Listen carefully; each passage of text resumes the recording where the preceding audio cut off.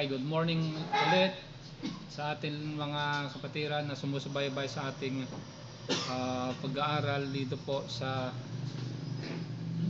Theonomy Channel, verse 4 and 5 dito po sa Jude ang ating papag-aralan po ngayong umaga. We are studying itong Despotes and Curious as stated dito po sa verse 4 and 5 of the book of Jude, where the Bible says, "For there are certain men crept in unawares, who were before of old ordained to this condemnation, ungodly men, turning the grace of our God into lasciviousness, and denying the only Lord God and our Lord Jesus Christ." Yan po yung papag-aralan natin ngayong umaga, the usage of the two English word Lord dito po sa verse number 4 as reinforced sa verse number 5, how that the Lord, having saved the people out of the land of Egypt. Dapat yan sa verse number 5. So we will study itong verse number 1 as the outline of the book itself, wherein Jude verse 1 present to us a very rich outline dito po sa verse number 1. We are as the Apostle Jude, the servant of the Lord Jesus Christ, are kept by Him. Sabi po diyan, ano po? How we are kept? We are saved. Them that are, sabi them that are sanctified by God the Father. So ito ay foremost na papag-aralan natin dahil some scholars point that the Old Testament God is very cruel and vindictive, sabi nila. Ano po? But it is clear that statement is ironed out dito po sa verse number 1. Sinabi ni Jude that we are sanctified by God the Father. So any form of salvation, dahil form of salvation itong sanctification, atonement, itong redemption, are authored by God the Father, sabi po diyan. So we are saved by God the Father, sabi diyan. And secondly, we are preserved in Jesus Christ. Ano po? Ito pong English word na Indian in the original manuscript, it ought to be translated as for. Preserved for Jesus Christ, or either way, for or in is very meaningful. So that is the second point na sinasabi ni Jude. And then lastly, we are also the called. Sabi po diyan, ano po? Paano tayo tinawag ng Panginoon? Yan po yung mapapag-aralan natin ngayong umaga. We will not elaborate sa first point na binanggit diyan na we are sanctified by God the Father, but we will tackle on that a little bit maya-maya. And we are also preserved, sabi po diyan, as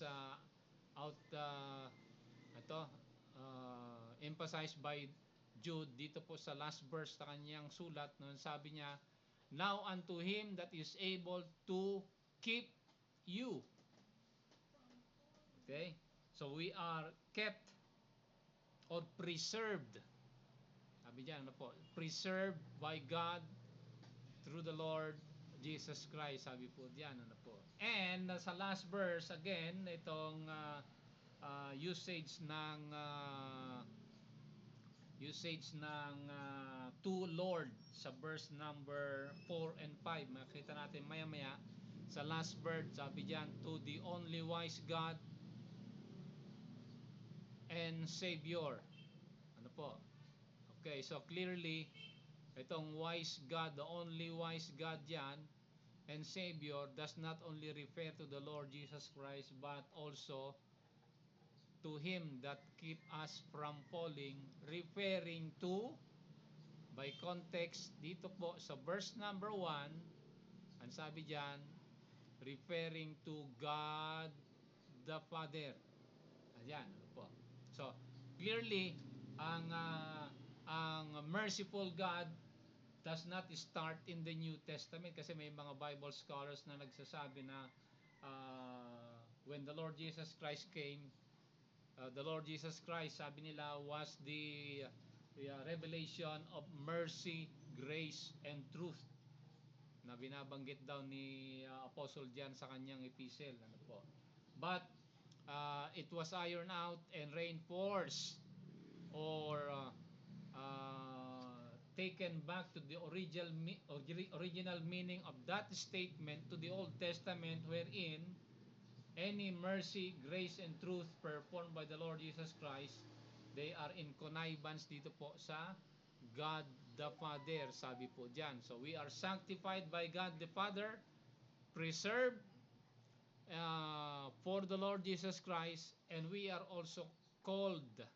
Ang sabi po dyan, ano po. So, we will dwell more dito po sa last point niya na calling. Paano ba ito? Paano tayo tinawag ng ating Panginoon? Ano po? Ay makikita natin dito sa mga verses na pupuntahan po natin. Ano po? Okay. So, i-project natin, project natin yung ating slide para makita natin yung pinag-uusapan po natin dito. Ano po?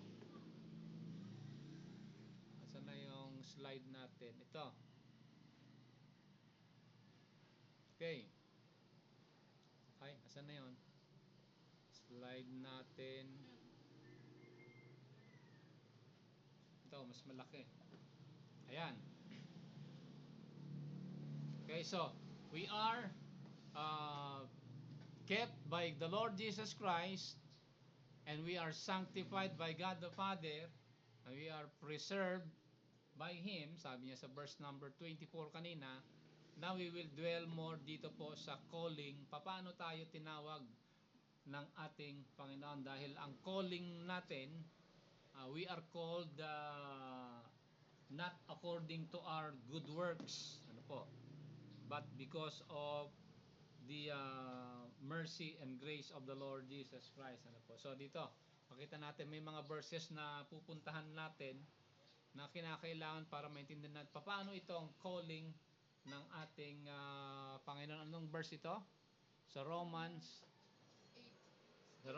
chapter 8. Babasahin ko po, ano po, sa Romans chapter 8 verse number 30, where the Apostle Paul says, moreover, whom He did predestinate. Andali, meron tayong Bible dito, di ba? Tingnan natin sa Romans chapter 8 verse number 30. Binabanggit po dyan ni Apostle Paul quickly sa verse 30. Very rich ang chapter nito, pero verse 30 is a chain of events sa buhay ng mga Kristiyano from predestination to glorification. Moreover, whom He did predestinate, them He also called. Ang sabi dyan, ano po? So, after our calling, we were justified, and after our justification, we will be glorified. Ito po yung hinihintay natin, itong last chain of events sa buhay ng mga Kristiyano. Ano po? We were predestinated by God the Father, and we were called by God the Son, and justified by Him. Then we are now waiting sa ating glorification. So, calling natin, binabanggit po diyan mga kapatid, ano po? We were called. And also sa verse number, ano itong verse ito? Chapter 9, verse number 24, kung punta natin natin yung chapter 9, verse 24. Ano yung binabanggit diyan ni Apostle Paul? Kung sa ating calling, even as whom he hath called, not of the Jews only, but also of the Gentiles. Sabi po diyan. Clearly, ang plano ng Panginoon ay makita ho natin diyan sa pamamagitan ng kanyang pagtawag sa atin. So, He called both the Jews and the Gentiles respectively. So, pamamagitan ng ano ba ang purpose ng ating calling? Bakit ba tayo tinawag ng ating Panginoon? Pag sinabi kasing calling sa kapanahonan natin, mayroong different meaning po. Sinabi calling, that is your profession or your might be your line of expertise, ano po. But our calling po dito, ang prerogative ng ating pagtawag ng ating Panginoon is not because of what we can do, but because of what He is. Sabi po diyan, ano po. So the purpose of our calling is to live a godly life. Ang mga kapatid, ano po. To live a godly life, meaning shun evil and do good works. Ayan po yung correct definition of holiness in the Bible, ano po. Kasi sinabing holiness is not just only, hindi lang yung pag-iiwas sa masama. Ano po? That is the half truth of being of living a holy life. Ano po? Ang tunay na tumanggap sa Panginoon, hindi lang po umiiwas sa masama, pero gumagawa ng mabuti. Dito po, anong verse ito? 2 Timothy chapter 2. Binabanggit po diyan, ano po, sa ni Apostle Paul. 2 Timothy, puntahan natin verse number, ano yung 2 Timothy chapter 2 verse number 19. Ang sabi ni Apostle Paul dito, ano po, in line sa ating ambassadorship. 19 ba? Ayun, tama. Okay, so yan. The Apostle Paul says, ano po, the foundation of God standeth sure. Okay. The Lord knoweth them that are His. And, tinan niyo po, ano po, ito po yung tinatawag nating responsibility natin na mga tinawag ng Panginoon. Ano po? Kapag ka tinawag ka ng Panginoon, in line doon sa Ten Commandments nung binanggit niyang thou shall not bear the name of the Lord thy God in vain. Ano po? Or thou shall not take the name of the Lord thy God in vain. Yung Hebrew word ng thou shall not take doon ay hindi lang po sasambitlain o sasabihin. Ano po? It's not confession, but it is the manner of living na binabanggit doon. Ano po? In line po dito, sabi ni Apostle Paul, let everyone that nameth the name of Christ, ano sabi po diyan? Depart from iniquity. So that is the correct definition of living a holy life. We are called by God to live a holy life.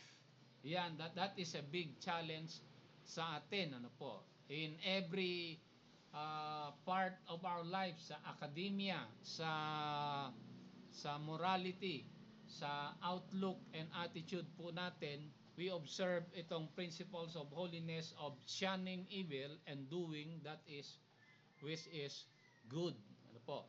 Kahit nasa ang buong mundo natin ay wala nang masama at walang mabuti, sabi nila. Ano po?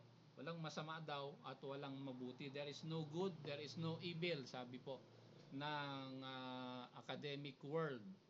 Pero pag sinubukan mong kunin yung pera nila, magagalit sila. So, against sa kanilang principles yun. Ano po? Okay, kung walang masama at mabuti, ba't ka magagalit kung kunin yung pera mo? Okay, so they do not believe that in reality. In their conscience, embedded po yan na ang tao ay ginawa ng Panginoon, sabi po ni Prophet Isaiah, We are created for His glory in shunning evil and doing that which is good in every aspect of our life. Again, the Apostle Paul says, let everyone that nameth the name of Christ depart from iniquity. That is the purpose of our calling. Kaya kapag ikaw ay tumanggap sa Panginoon, alamin mo ang purpose ng pagka-Kristiyano mo. Ano po? Hindi lang po yung rituals ang ating sinusunod, but the very purpose of our calling. Shun evil, do that which is good.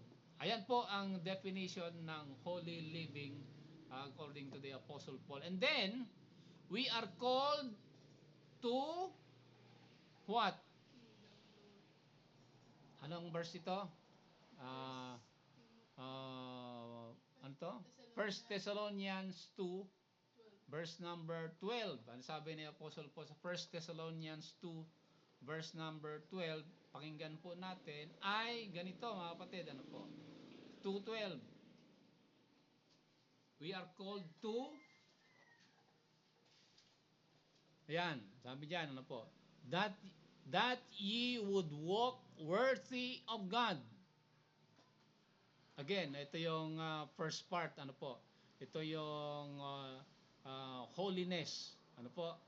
Okay, the second part, we are who, sabi diyan, the Apostle, who called you unto His kingdom and glory. So, ano po ang destination ng mga tunay na tumanggap sa Panginoon? Ang ating travel is holiness. But our destination is kingdom glory. Sabi diyan ni Apostle Paul, ano po? We are called to unto His kingdom and glory. Sabi po diyan mga kapatid, ano po? Ano ba ang gagawin natin pagdating doon sa kanyang kaharian sa gloria? Ano po? Or in heaven, ano ba gagawin natin doon? Okay? May mga mystical conception na anong gagawin ng mga Kristiyano pagdating sa langit, ano po. Okay? Sabi na iba di maglalakwatsa ako doon sa puro ginto na na mga kalsada at saka i-enjoy ko ang aking mansion, sabi nila, ano po. Okay, but that is not the sole purpose of our calling. Ano po? We are called unto His kingdom and glory. Ano po? So anong gagawin natin doon? Yung destiny na po natin mga kapatid, that will be worshiping the Lord night and day. Humanly expression, wala namang night and day na doon but forever and ever. So we are called to holiness, to habang hinihintay natin yung pagdating ng Panginoon, to kingdom glory. Ano po? Sa pamamagitan ng papaano tayo tinawag ng Panginoon? Paano tayo tinawag? Paano ba tayo tinawagan ng Panginoon?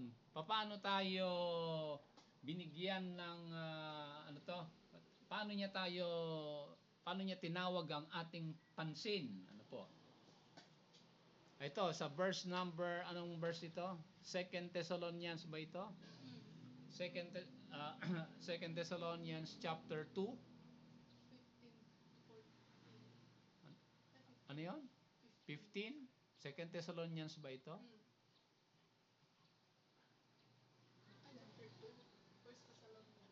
2 Thessalonians chapter 2. 1 Thessalonians yan. Chapter 2. Again, sabi ni Apostle Paul, verse 19. Verse 19 ba yon?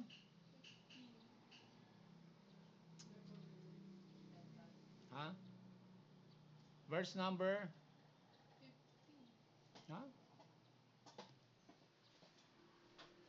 13. Verse 13. Verse 13. Lagpas tayo. 13 and 14. Sabi dyan, ano ba?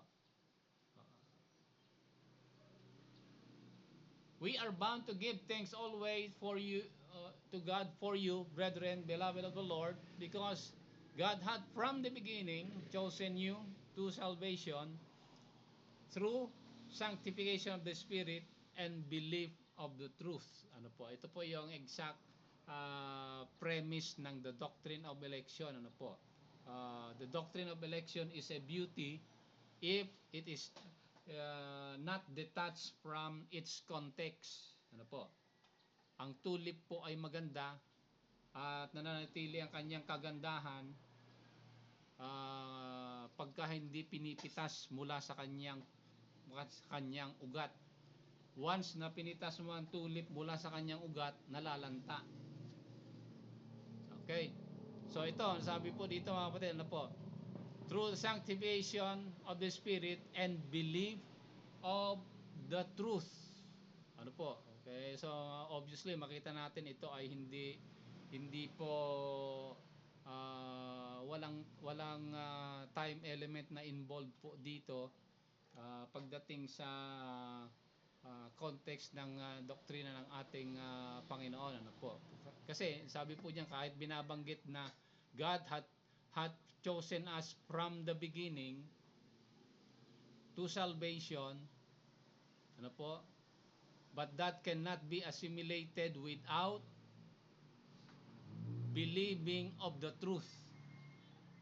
So dito mapapansin nyo ano po, yung doctrine of synergism and monergism pinagsama ni Apostle Paul, ano po, or commonly called sa kakapanahunan natin, the doctrine of election and Arminianism. Okay, seemingly pinagsama. At sabi ko kanina, maganda ang tulip pagka hindi pinipitas, ano po, mula sa kanyang context. So, ito pong believing of the truth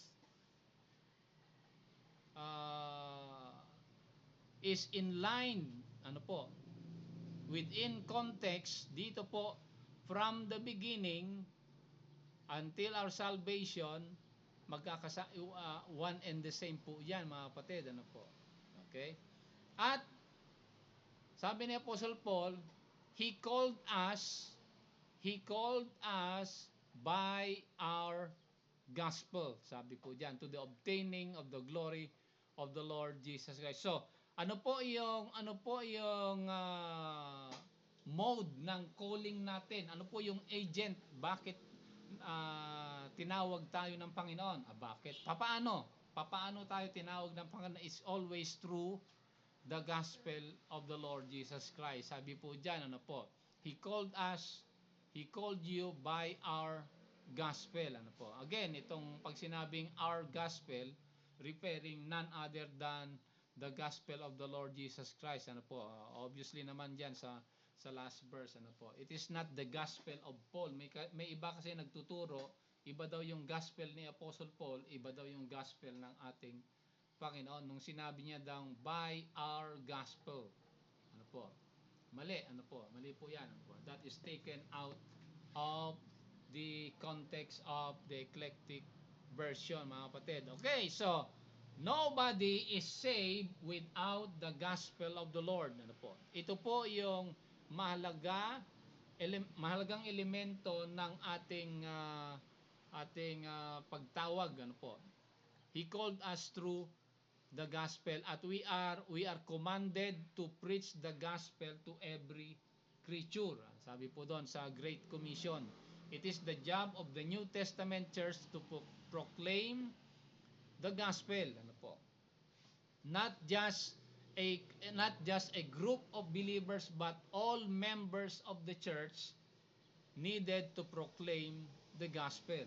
May mga ibang churches kasi ginawa nilang division of labor, ano po. Hindi lahat daw nagpapahayag ng ebanghelyo ng Panginoon. No, that is against the great commission of our Lord. Hindi sinabi ng Panginoon, ikaw Matthew, magpipreach ka ng gospel. O ikaw naman Luke, ikaw ay magsusulat lang ng history. O sinabi niya kay Peter, ikaw Peter, ikaw naman ay mangangasiwa sa world mission. Hindi 'yon, ano po. Lahat po sila simultaneously, every member of the church needed to preach the gospel. At clearly in the book of Matthew chapter 24, ang pinaka last sign bago dumating ang Panginoon, sabi ng Matthew 24, ano po, and this gospel of the kingdom, sabi po doon, shall be preached into all the world, and then the end shall come. Kaya hindi pa dumarating ang hangganan ng mundo dahil hindi pa pinapahayag ang ebanghelyo ng Panginoon sa lahat ng tao. Kaya kung gusto mong dumating ang Panginoon bukas, o di ipahayag mo ang ebanghelyo sa lahat ng tao. Darating kaagad ang Panginoon. Yan ang kanyang salita sa Matthew 24. So we are called through the gospel while we are living a holy life and waiting for His kingdom glory. Sabi po doon, ano po? At ano po ang ano po ang ano po ang purposeful reason ng pagtawag natin, ano po? Kasi hindi lang tayo tinawag ng Panginoon right now, living on earth to live a holy life, pero meron po tayong designed purpose na binabanggit ng Panginoon dito po sa 2 Timothy chapter 1 verse number 9. Ang sabi po diyan sa 2 Timothy 1 verse number 9 ay ganito po mga kapatid, ano po? Verse 9, basahin natin. Who hath saved us and called us with an holy calling. Hindi unholy but hindi UN yun, but AN yun. He hath called us with a holy calling. And then, ito po yung purpose, ano po? Hindi lang po tayo to live a holy life or shunning evil and doing good. Hindi lang po yon. But, not according to our works, but according to His own purpose. So ano ba? Ano ba ang purpose ng Panginoon? Bakit tayo tinawag? Ano ba ang purpose niya?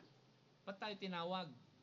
Bakit sa pagkadami-daming tao, ikaw ay pinili ng Panginoon, isasama niya sa kalangitan pag ikaw ay naniniwala sa kanyang ebanghelyo at pinatawad ka ng Panginoon sa iyong kaligtasan? Ano ba ang purpose ng Panginoon? Ba't ba tayo tinawag? Ba't ba tayo tinawag? Ewan ko kung mahanap ko, saan ba yun? Isaiah 43 ba yon? Binanggit ko na kanina. Isaiah 43 ba yon? Sabi doon sa Isaiah 43, nasa PowerPoint ano natin yon Nasa PowerPoint lesson natin, Isaiah 43 verse 1. Subukan nga natin tignan. Isaiah?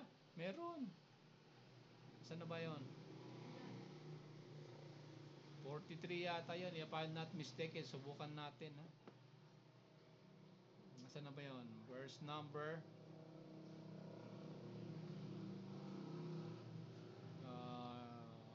tungkol sa tao. Verse 1 is exclusively sa the nation of Israel.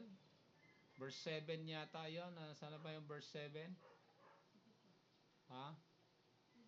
Ayan. Ito, tama. Yan. Ito yung purpose ng ating Panginoon. Everyone that is called by my name, for I have created him for my glory. I have formed him, yea, I have made him. Ano po? Ito po ay highly scientific statement ni Prophet Isaiah pag sinabing God hath created us and formed us and made us. Sabi diyan, threefold creation actually diyan na ginamit ni Isaiah patungkol sa atin. Ano po? Okay, you can throw in there yung ating metaphysical personality, soul or spirit, or the spiritual being natin. You can throw in there yung physical aspect po, yung aspect natin.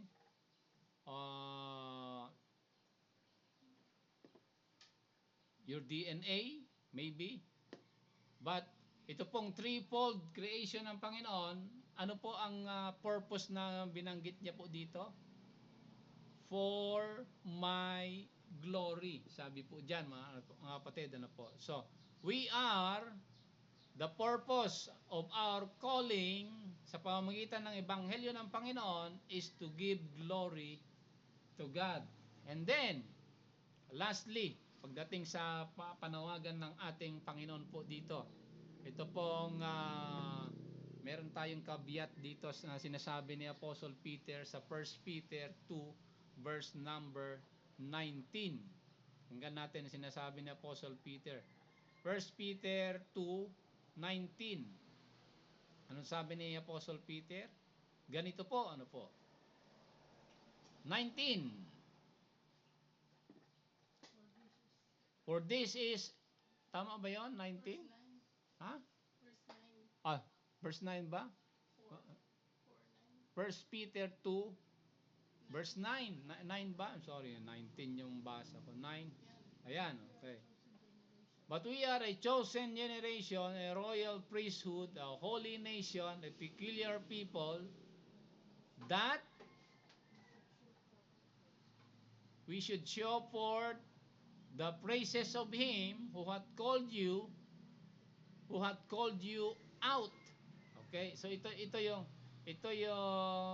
yung purpose natin, ano po? Ito yung purpose natin, the first part. We are called for this purpose. Nasabi ni Apostle Peter that we should show forth the praises of Him who hath called you. Sabi diyan, ano po? Okay? And then ang pinakakabiat po dito, He called us from what? Kasi may mga tao po na ito hindi nila maintindihan maintindihan ng maayos yung kaligtasan ng Panginoon, ano po. Na pagka ikaw niligtas ng Panginoon, your salvation is a spiritual translation. Ano po? You have been translated from, sabi diyon, out of darkness into His marvelous light. Ano po? So yan ang pagkaingatan po natin ang pagtawag ng Panginoon. Lahat ng tao nasa kadiliman, tinawag tayo mga naniniwala sa kanyang ebanghelyo to His glorious light. Sabi po diyan, ano po mga kapatid. Okay, so interesting passage so diyan pagka pinag-usapan ang marvelous light. Pag sinabing marvelous light dito, hindi ito ordinary light po ito, ano po. This light is referring to yung nakita nila Apostle Peter, ano po, nung umakyat sila sa Mount of Transfiguration, when the Lord Jesus Christ was transfigured before their very eyes. Kasama niya si Peter and James, ano po. Peter, James, and John, tatlo po sila doon, nakita nila. And the Lord Jesus Christ was transfigured, talking to Moses and Elijah in their glorious state. Sabi po doon, at confirmed by the Apostle Paul when he was when he encountered the Lord on the way to Damascus of Syria. At yun, nakita niya yung marvelous light ng ating Panginoon, and that he was blinded for 3 days. Sabi doon sa Acts chapter 9. He was blinded for 3 days because of that marvelous light. Ano po? It was so marvelous na nabulag siya, and so marvelous that hindi siya namatay. Okay? So yan po yung wag natin pagkakalimutan na tumanggap tayo sa Panginoon, na galing tayo sa kadiliman at tinawag lang ng ating Panginoon para hindi tayo magmapuri, para walang tao magmayabang sa kanyang harapan, para walang tao na sa langit na magsasabi, ako ay dumating sa langit dahil magaling ako, o kaya mayaman ako, o o kaya marami akong kilala. Hindi po. Tayo po ay pupunta sa langit because of the grace of God that had called us from darkness into His marvelous light. Ano po? So, ganyan po ang keeping ng Panginoon sa atin. We are kept by the Lord Jesus Christ in a threefold manner. He had saved us, preserved us, and called us for His purpose. But pupunta natin yung verse number 3. Sa verse number 3, as our second point sa Jude, binabanggit po dyan, mahalagang point na pag-aralan natin. Verse number 3 na ba yon? Okay, verse number 3. Beloved, when I gave all diligence to write unto you the common salvation. Ano po? Again, pag sinabing common salvation, bakit sinabing common salvation? Common salvation dahil sa ang kapanahunan ng mga disciples noon ay they were speaking a common language, a common Greek. Yung tinatawag nilang Koine Greek. Ano po? As a result ng Hellenization ng Middle East noon sa pamamagitan ng Greek Empire. Ano po? Dahil Greek ang nakakasakop sa kanila noon, so the commercial language and the universal language then was Koine Greek or common Greek. Ano po? So, pag sinabing common salvation, binabalik po tayo dito po sa binabanggit po dito ni Apostle Jude na the faith or synonymous to our common salvation which was once delivered unto the saints. Ito po yung napag-aralan natin noon na ang ating pananampalataya, mga kapatid, sabi ko nga, ang ating pananampalataya in history is the most ano ba ang term dyan? Factual religious writing na mababasa natin, and that is overwhelming sa history. Ano po? Lahat ng mga compared sa mga Greek writers and philosophers, mas marami ang mga fragments ng Holy Scriptures, the New Testament particularly, compared to the writings of Homer, Plato, Socrates, and ano pa yung isa? Nalimutan ko na isa. Ano po? So, ang ibig sabihin, ang pananampalataya po natin ay hindi po ito sa atin. Ang pananampalataya po natin, hindi po nagsimula sa atin. Yan ang ibig sabihin po niyan. It was once delivered. Sabi po diyan, ano po? Okay? So, paano ito i-deliver sa mga Kristiyano noon? So again, nakita po natin dito na ang ating pananampalataya ay ang mode ng kanyang delivery. Okay, ang mode ng delivery, COD ito, ano po? COD. Okay, malalaman po natin. The mode ng delivery, binanggit din dito sa saan ba 'yon? Sa last part, ano, pagdating sa pananampalataya natin, nasaan na ba 'yon? Dali lang muna, puntahan natin, mahalaga ito. Ay. Nasaan na ba 'yon? Sa ating pananampalataya, binanggit din dito kanina eh. Ayun, sa verse number 20. Building up yourselves on the most holy faith. Sabi po diyan. So, pag sinabing building up yourselves on the most holy faith, pag-aralan mo yung historical transmission ng pananampalataya natin, dahil pag pinag-aralan mo yon, wala kang ibang gagawin kundi paniwalaan, dahil overwhelming ang facts and evidences confirmed not only Christian history but world history, and coupled with the archaeologists, ano po, pinatutuhanan yan ng nabanggit nating mga sciences. So, paano po itong transmission na mode ng transmission na it was once delivered for the saints, referring to our pananampalataya, ano po, may mga verses na puntahan natin. Tingnan natin sa Hebrews chapter 1, number 1. Paano ba ito? Hebrews chapter 1 verse number 1. Ito sabi ni Apostle Paul, ano po? Okay, ito. In the Old Testament, God who at sundry times in diverse manners, pag sinabing diverse manners, kasama na dyan ang parables, types, antitypes, simile, hypostasis, lahat po ng manners of in the Old Testament, God had spoken to the fathers by the prophets. Sabi po dyan, ano po? At ito pong diverse manners of God speaking in the Old Testament,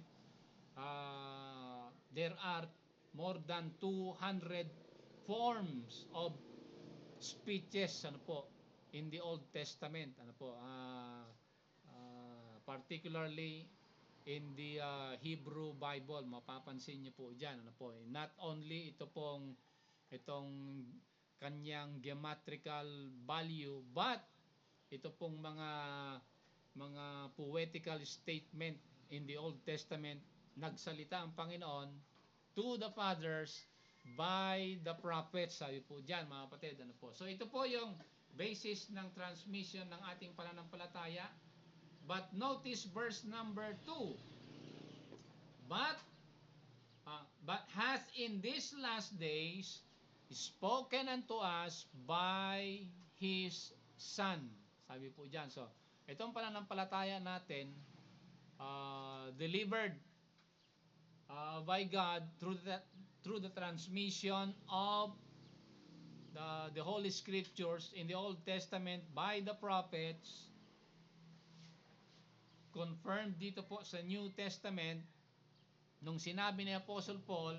Ano po sabi po dito sa Romans chapter 10 verse number 8, binabanggit niya to, ano po kapatid, pansinin ho natin, ano po. Okay, sa Romans chapter 10 verse number 8, ang sabi, napag-aralan natin to pero puntahan natin ulit para ma-remind tayo. Verse 8, binabanggit po dito yung the word is nigh thee, even in thy mouth, in thy heart, that is the word of faith which we preach. Okay? So itong word of faith na binabanggit po dito, mga kapatid, ito na po yung counterpart nito sa Old Testament, yung Jewish Targum na tinatawag. Jewish Targum, ito po yung spoken scripture. Traditionally, ang mga bansang Israel, meron silang written scriptures, meron silang spoken scriptures. Memorize, may mga tao po na memorize nila ang the whole,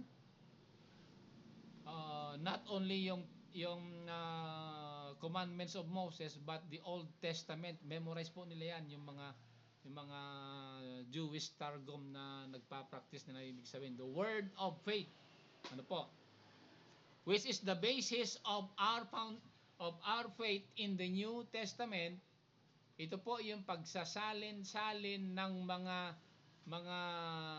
from the first witnesses of the life and work and resurrection of the Lord. Isinalin-salin po yan kasi 90% ng tagasunod ng Panginoon hindi po sila marunong sumulat. Okay?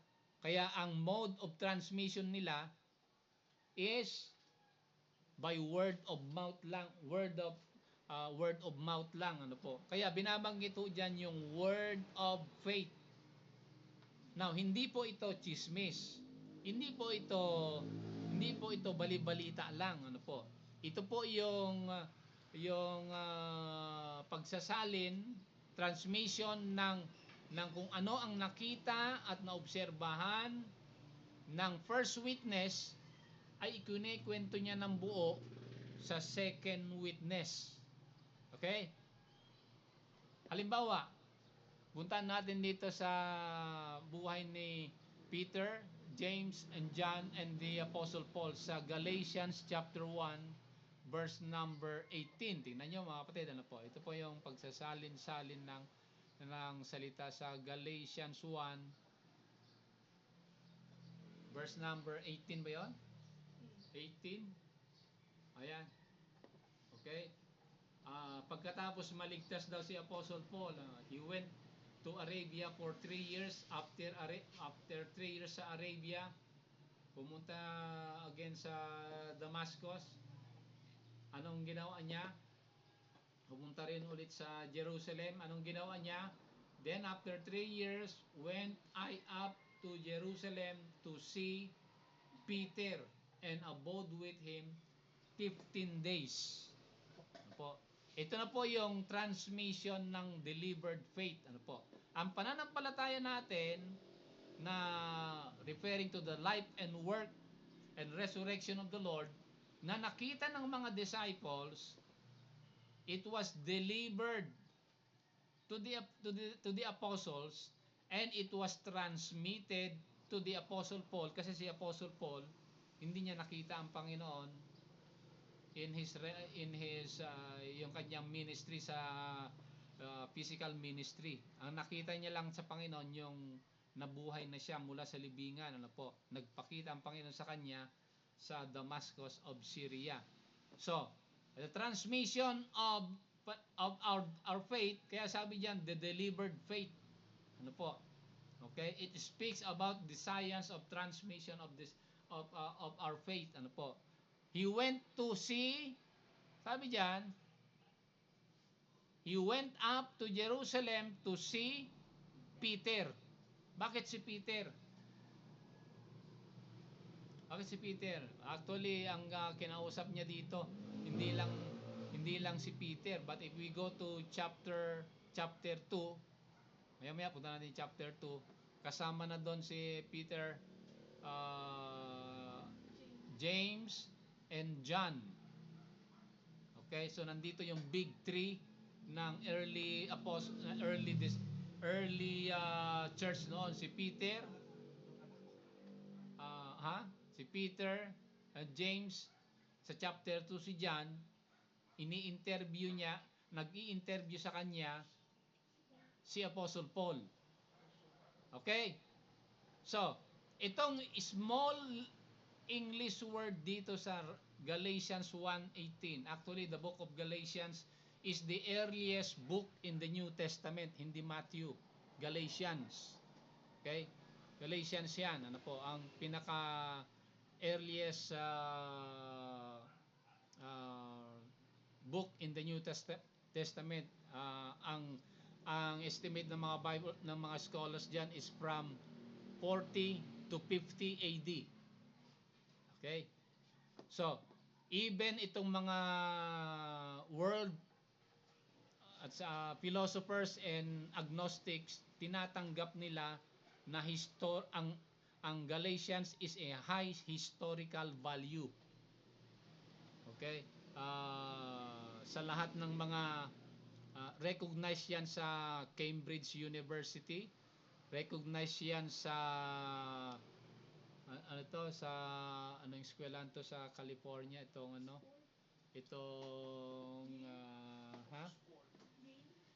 hindi, itong sa California, itong nalimutan ko.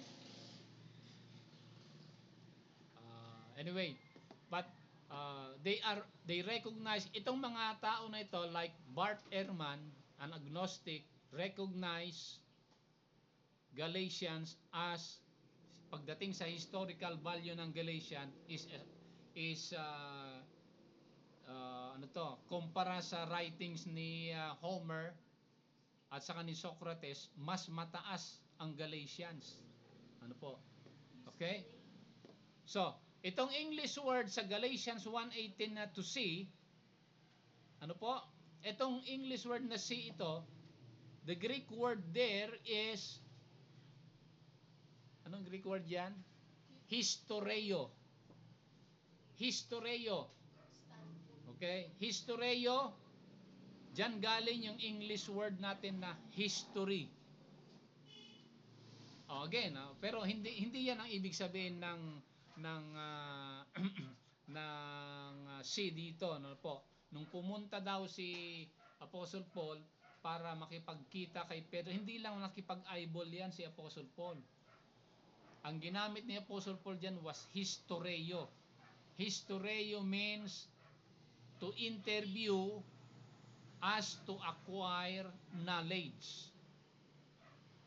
Ibig sabihin, it was confirmed by the Apostle Paul, yung mga life and work of the Lord Jesus Christ na nakita ni Peter, it-transmit o ipinaliwanag, sabihin natin verbatim, in all aspect and areas, it-transmit kay Apostle Paul. Yan po ibig sabihin ng historeo. So as if si Peter first hand witness yan. Okay? Pero kung ano ang nakita ni Apostle Peter, yun din naman ang kinento niya kay Apostle Paul. Kaya tingnan natin sa next chapter, sa chapter 2, kasama na dito si verse number 6 ba 'yon? After 14 years, okay? After 14 years, pumunta ulit siya sa Jerusalem. Okay, verse 4 ba 'yon? Saan ba 'yon? Verse 4. Verse 4 ba? Verse 6. Sorry, verse number 6. Verse number 6. Okay, ito nagkaroon sila ng conference, ano po. Okay? At itong tatlo na kausap niya, sino itong kausap niya dito sa chapter 2? Yung kausap niya dito, si Peter, James, asan na si John? Sa verse number 9, and John. Okay, ano ang outcome ng kanilang conference? Ano sabi po dito? 14 years after chapter 1, bumalik si Apostle Peter sa Jerusalem, nakipag-conference ulit sa tatlo. At ano ang result ng kanilang conference? Sabi po dito,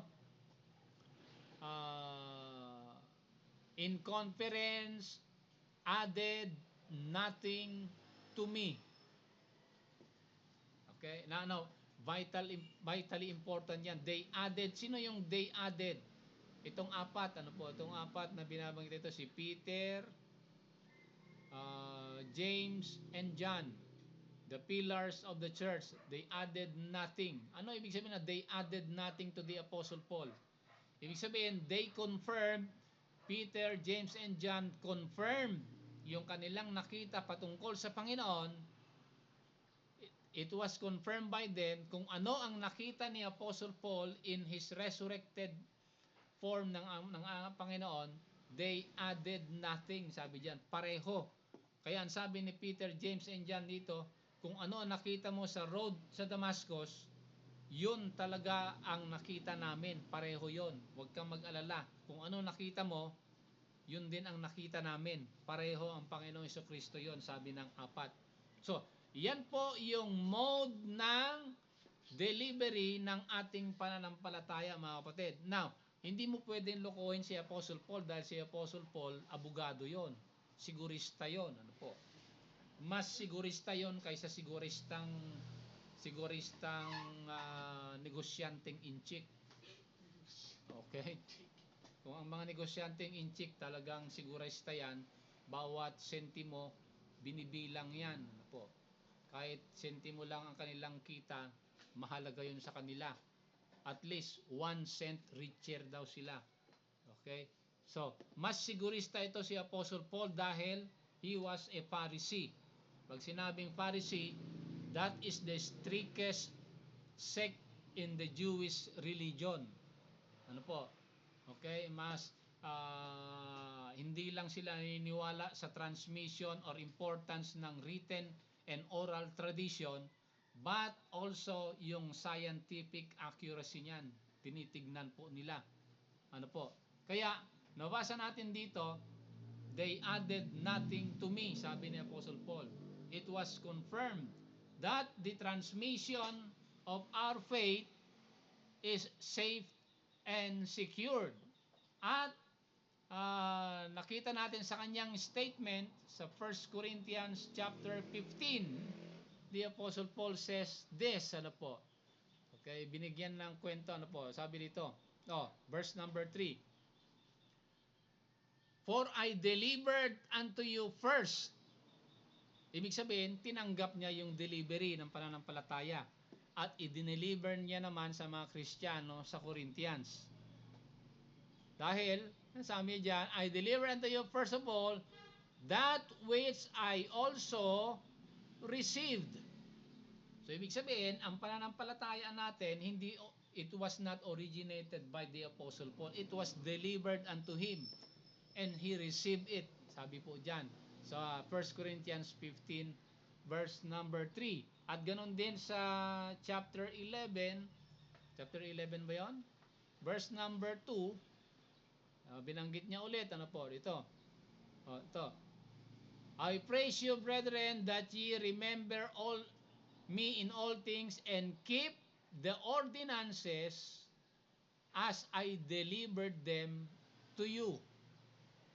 Okay? So, napansin nyo yung transmission ng pananampalataya natin, mga kapatid. Nagsimula sa Panginoon, witnessed by the disciples, confirmed by the Apostle Paul. Yan ang mode ng delivery. At verse number, 27? 27 ba ito? Ha? 23? 23, 11, 23 ba? Ayan. For I have received of the Lord that which I also delivered unto you. Sabi niya. So, in 1 Corinthians 11, 2 beses binanggit ni Apostle Paul na tinanggap niya at i-deliver niya. Okay? Yan po yung transmission ng pananampalataya natin. Pakinggan natin to dahil ito yung mahalaga. Ano po? At lastly, ano ito? Galatians 1:12. Chapter 1, verse number 12. Ano po? Binanggit din ni Apostle Paul dito sa Galatians 1, verse number 12. Again, tingnan natin, ano po? Mahalaga, mapuntahan natin. 1, verse number 12. Yan. For I neither receive it of man. Ano yon? Yung pananampalataya, the gospel. Ayan, verse number 11. Hindi niya tinanggap sa tao. Okay? Neither it was I taught it, sabi niya. Okay, so yung pananampalataya natin hindi niya tinanggap sa tao. O hindi, it was not originated from man. At hindi rin nagsimula sa akin, sabi niya. But by the revelation of the Lord Jesus Christ, sabi niya dyan. Ano po? Okay, so yan.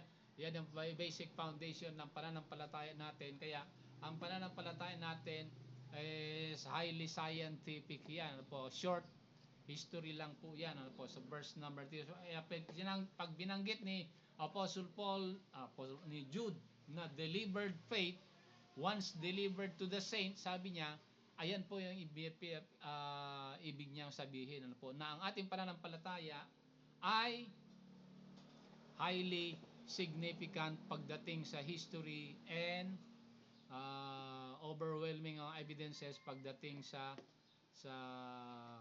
true science, mga kapatid. Ano po? So, lastly, last point natin, puntahan natin yung verse 4, yung pinakamensahe natin ngayong umaga sa Jude. Okay, sa verse number 4, kasi binabanggit ni Jude po dito, itong dalawang klase ng Panginoon, dalawang klaseng Lord in the English language. Denying the only Lord God and our Lord Jesus Christ, sabi diyan. Ano po? So alam natin, meron pong dalawang Lord dito.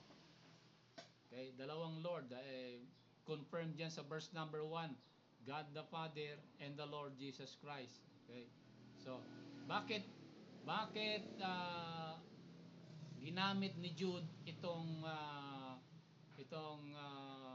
word po dito, and mind you yung first Lord sa verse number 4, tingnan nyo ha, ito po yung kagandahan ng eclectic version ng Bible. Ano po, pag sinabi eclectic version, we collate itong more than 5,400 fragments of the New Testament. They are collated electronically.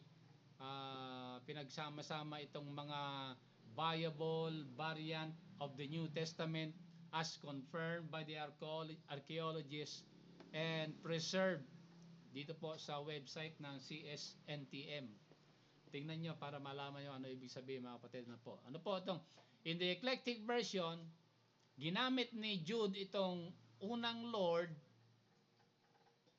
okay, sa verse number 4, yung first Lord, Lord God, and pangalawa, yung Lord Jesus. Lord Jesus Christ, sabi po dyan. Ano po. In the eclectic version, ito pong unang Lord, the Greek word there is despotes. Despotes. Okay? Theos despotes. Lord God. Pero pagdating sa pangalawang Lord, itong Lord ito ay Kyrios Yeshua in the Greek. So magkaiba, di ba? Bakit sinabi ni Jude na itong Panginoon na ito ay despotes and Kyrios? Okay?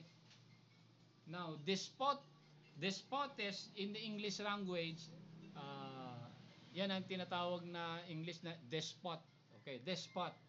A negative connotation. Pag sinabing despot, kapareho yan ni Stalin, ni Hitler, at saka ni Kim Jong-un. Yan, mga despot yan. Ano po? Okay? Mga despot yan. In the English language, ha? But in the Greek language, yung despot, iba ibig sabihin. Kapatid, ano po? So, huwag tayong maliligaw para malaman natin ano ibig sabihin po nito, ay pag-aralan ho natin yung eclectic version of the Bible. Ano po? Despotes and Kyrios. Okay? The Lord God, Theos despotes and Kyrios Yeshua in the Greek. Okay? Now, ano ibig sabihin ng despotes in Greek? Ano ibig sabihin ng despotes in Greek? Okay? Ito ay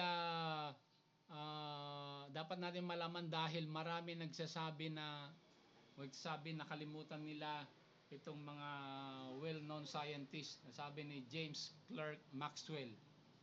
Okay? I have looked into the most philosophical system and I have seen that none will work without God, sabi niya. Okay, so you talk about atheism, hindi naniniwala dyan si Maxwell. Okay. Again, si Louis Pasteur, a little science estranges man from God, but much science leads them back to Him, sabi niya. Okay, so, siyempre, itong si Albert Einstein, ang sabi niya, the more I study science, the more I believe in God, sabi niya. Bakit? Malalaman natin mamaya. Okay? Si Albert Einstein yan, dami niyang sinabi, ano po, tungkol sa kanyang paniniwala sa Panginoon, ano po. At itong si Charles Babbage, known as the inventor of computers. Sabi niya, miracles may be, for anything we know, to the contrary, phenomena of a higher order of God's laws, superior to and under certain conditions, controlling the interior order known to us as the ordinary laws of nature. Ano ibig sabihin po niyan? Ibig sabihin niyan na ano ito? Kung iobserbahan nyo yung mga batas sa universe, magtatanong ka, saan galing yung mga laws of nature and laws of the universe? Okay? Primarily itong origin of ano to? Good and evil. Okay? Kasi sabi ng mga scientists, walang good, walang evil.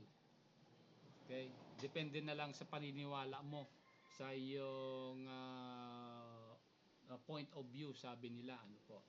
Now, if there is no good and evil, ay mahirap mo ipaliwanag yung mga pagkadami-daming bagay if there is no good and evil. Okay? Primarily that is an assumption, ano po. Pag sinabi mong there is no good, there is no evil, anong standard na basihan mo, ba't mo sinabing there is no good and evil? Anong standard? Kasi when actually yan ay view na lamang po nila yan, pero ang pagka pinag-usapan mo in reality, hindi sila naniniwala doon, ano po. Okay? Subukan mong pagnakawan sila, magagalit sila. Okay? So, the laws of nature, binabanggit diyan ni Charles Babbage, ano po. Okay? Ibig sabihin, kung merong Boyle's law, kung merong law of gravity, actually sabi ni Sir Isaac Newton, sabi niya, di ba? When he discovered the laws of gravity, anong sabi niya? Nung he discovered the law of gravity, he wrote the famous mathematical paper, yung Principia Mathematica. Okay? Dahil he believed in the laws of nature. Dahil without the laws, hindi mo maintindihan daw ang universe. So ang tanong natin, kung mayroong law, sino naglagay ng law? If there is a law, there must be a lawgiver. Di ba? Kung walang lawgiver, walang law. Pero merong batas na sinusunod sa universe. Halimbawa na lamang itong sa law of gravity. Bakit yung ibang planeta lahat ng planeta umiikot sa araw natin, di ba? Pero may mga planeta na umiikot pabaliktad. Kasi sabi ng cosmological evolutionist, ang lahat ng planeta galing daw sa araw. Umikot ang mabilis ang araw, lumabas yung mga planeta. Kung ganon ang nangyari, bakit dapat ang lahat ng planeta umiikot pareho? Pero may mga planeta na umiikot pabaliktad. O paano mo ipapaliwanag yon? Pabaliktad ang ikot nila. So mali yung cosmological hypothesis of evolution po nila, mga kapatid, ano po.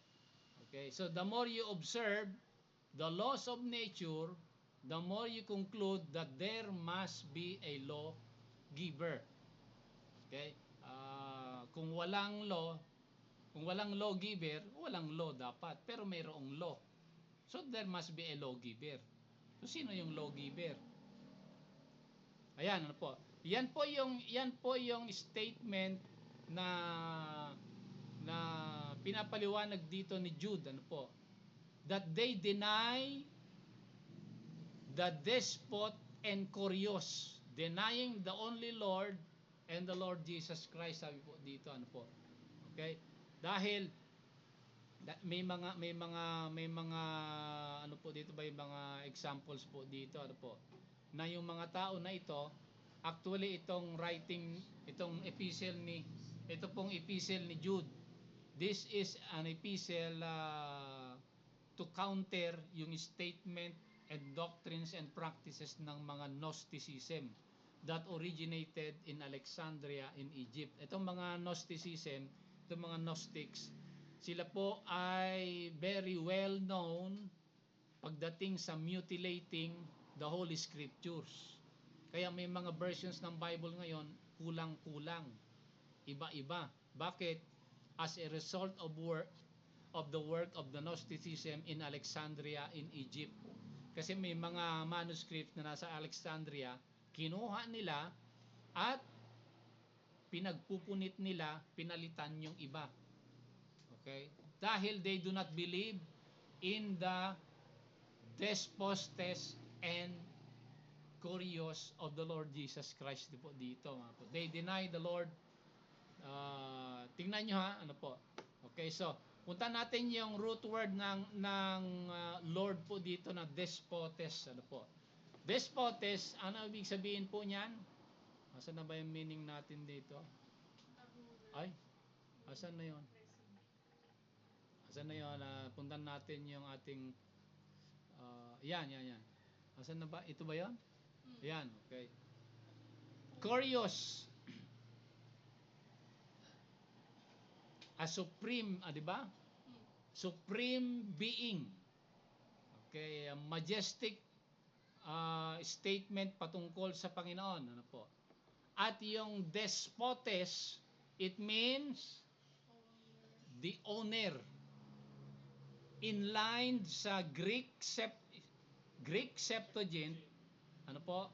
Ito yung Greek counterpart ng Hebrew Bible, yung Greek Septuagint, translated from Alexandria by Ptolemy Philadelphus 2 centuries before the Lord Jesus Christ. Ano po? Ito yung pinaka-Bible nila noon. Kung babasahin mo yung Greek Septuagint, itong despotes, ano po, is only used for Yahweh as the creator of man. Ano po? So, pinagsama ni Jude yan sa kanyang sulat that the Lord Jesus Christ is both the despot and the Kurios. Okay? Ano pagkakaiba ng iba? Itong Kurios is supreme ruler, but despotes means the owner of everything. Okay? Siya may-ari lahat. Scientifically speaking, he is the author of your DNA. Yan ang ibig sabihin ng despotes. Okay? At confirm yan by Caiaphas in Mark chapter 14 nung tinanong ang Panginoon, di ba? Okay, sa paglilitis sa kanya. Sino ka ba talaga? Naguguluhan na ako, sabi ni Caiaphas. Sino ka ba talaga? Itong mga witnesses namin, mga false witnesses, mali-mali ang sinasabi. Ikaw na lang kausapin ko, sabi ni Caiaphas. Sino ka ba talaga? Anong sabi ng Panginoon sa Mark, ano yan? Mark 14:62. Pakinggan natin sabi ng Panginoon sa Mark 14:62 sa tanong ni Caiaphas. Mark 14:62. Okay, ito sabi niya, ano po? Quoting from the Old Testament using the Greek Septuagint. Ano po? Anong version? 62. Haba yan. 62. Okay, ito na. Sabi. Okay? Sabi again, the high priest, the Caiaphas, sabi niya, art thou the Christ, the Son of the Blessed? And Jesus said sa verse 62, ego ami, I am. And ye shall see the Son of Man sitting at the right hand of power and coming in the clouds of heaven. Tingnan nyo ha. Okay, ano ang ginawa ni Caiaphas? Pinunit niya yung damit niya. Sabi niya sa verse 63, naghubad siya. Pinunit niya yung damit niya. As a show na galit na galit siya. Dahil hindi mo pwedeng gawin yon sa Hudyo. Ano po? Walang tao na nagsasabi na siya ay ego ami, the Son of Man sitting on the right hand. Ayan, matitake pa nila yan eh. Pero pag sinabi mo, coming in the clouds of heaven, yan na isukdulan na pang-iinsulto na sa kanila dahil sinasabi mo, ako ay totoong Diyos. Kaya pinunit ni Caiaphas yung damit niya. Oh, okay? At ang sabi niya, he is, ye have heard the blasphemy, what think ye? Sabi po diyan, ano po. Okay? So, ano ba ang statement na actually that was a quote quote by the Lord Jesus Christ sa Daniel 7 verse 9, di ba? Tingnan natin, ano po. Pansinin niyo sa Daniel 7 verse number 9. Okay, puntan natin dahil mahalaga ito sa pagtatapos natin. Daniel 7 verse number 9. Actually itong Daniel 7 ay brief history ng between the Old and the New Testament. Itong mga intertestamental period is categorized dito sa Daniel 7. Anong verse yun? 9 to 14. Tingnan nyo, ano po, sabi po dito. I beheld till the thrones were cast down and the ancient of days did sit. Ayan yung despot. Okay? Okay, and thousands and 10,000s were before him. Sabi diyan sa verse number 10. And ganun din, may mga seraphims diyan. They had their dominion, sabi po diyan. And then, one like the Son of Man, coming with the clouds of heaven. Sabi diyan. Okay, ito yung quotation ng Panginoon sa Mark chapter 14 verse 62. Nung narinig to ni Caiaphas, alam niya yung Bible eh. Alam niya yung Greek New Testament ni Caiaphas eh. And the Lord was quoting Daniel 7, proving that he is despotes and curious. The Son of Man coming with the clouds of heaven came to the ancient of days. Sabi po dyan, ano po? Ayan. So makikita po natin na ito pong Lord dito po sa Jude, ano po, na binabanggit niya. Puntahan na natin yung Jude dahil magtatapos na tayo. Okay? That he is both despotes and curious. Sabi po diyan, ano po. At verse number 5 sa pagtatapos natin. Tingnan niyo, ano po. Tingnan sa verse number 5. So nakita natin sa verse number 4 that the Lord Jesus Christ is both despotes and curious.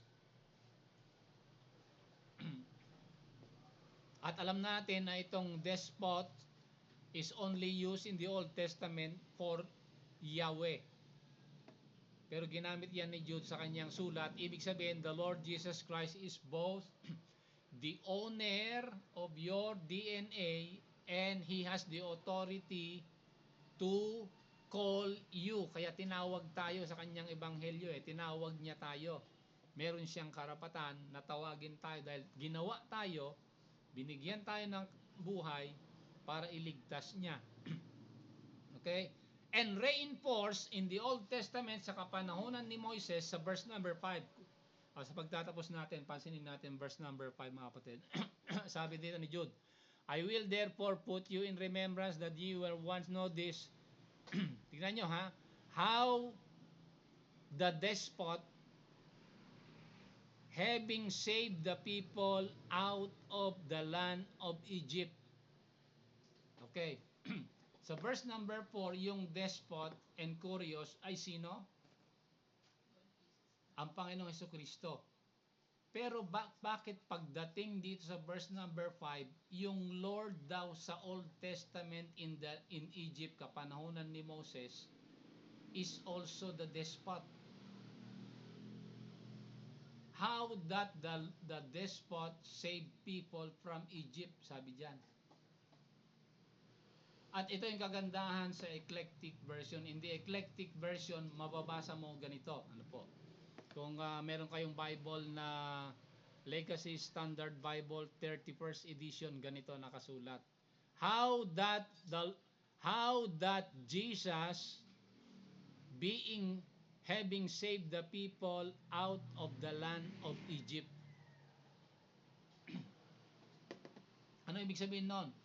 Ang nagligtas pala sa bansang Israel mula sa Egypt ay ang Panginoong Kristo. That is clear in the eclectic version. Okay?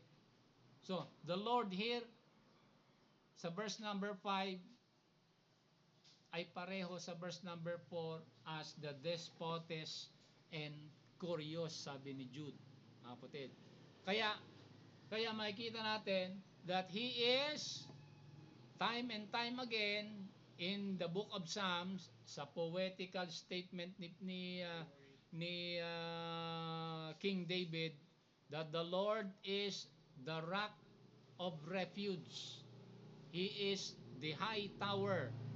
He is the rock of offense. He is the solid rock, sabi niya, ano po. Yan po ay pinatutuhanan ni Jude. In the New Testament, He is the Lord Jesus Christ, but in the Old Testament, He is also the same as si Yahweh. Ayan po ang eclectic study natin sa Jude, verse 4 and verse number 5. All glory and praises to the Lord Jesus Christ dahil He is able to save us to the uttermost, sabi niya, di ba? Sa kanyang sa last statement po dito sa bandang baba, di ba? Dito. Okay. Uttermost, I'm sorry. Verse 24.